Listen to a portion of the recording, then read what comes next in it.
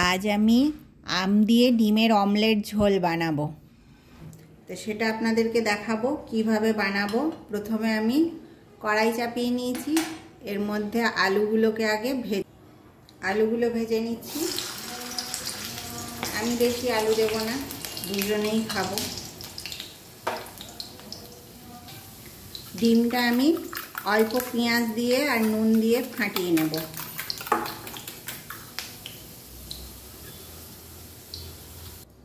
ডিমটা অমলেট করব।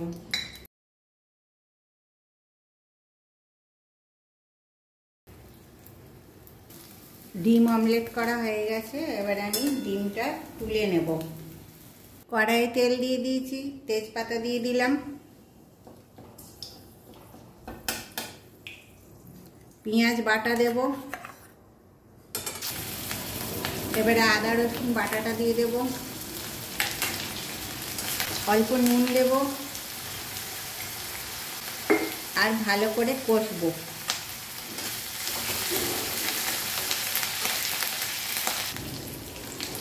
এটা আমাদের ভাজা হয়ে গেছে ভালো করে আদা রসুন পেঁয়াজটা।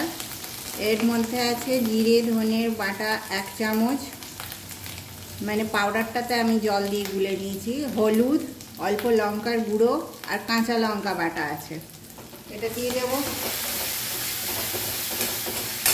এটা দিয়ে একটু জল দিয়ে খুব ভালো করে কষতে থাকবো।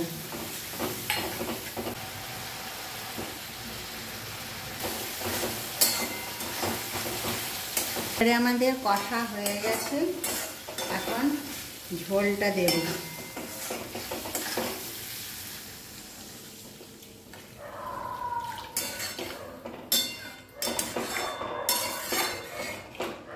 ঝোলটা পরিমাণ মতন দিয়ে দেবেন।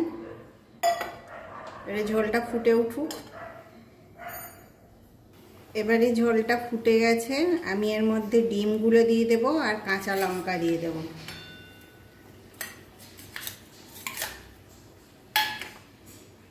তারপর ঢাকা দিয়ে দেব।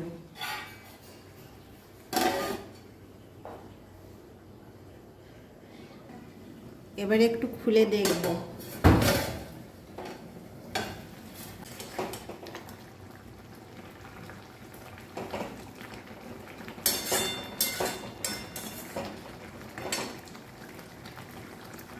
এখন আমরা আমটা দিয়ে দেব, এটা কাঁচা আম।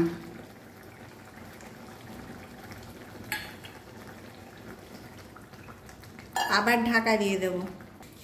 এবারে ঢাকাটা খুলে দেখব।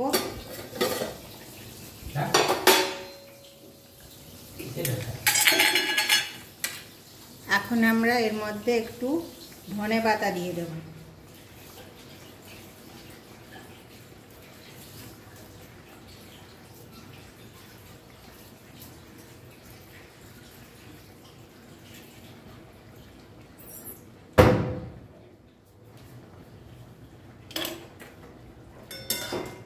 আমাদের আম দিয়ে ডিম অমলেটের ঝোল বানানো হয়ে গেছে। আপনারাও একবার এইভাবে বানাবেন, বানিয়ে দেখবেন।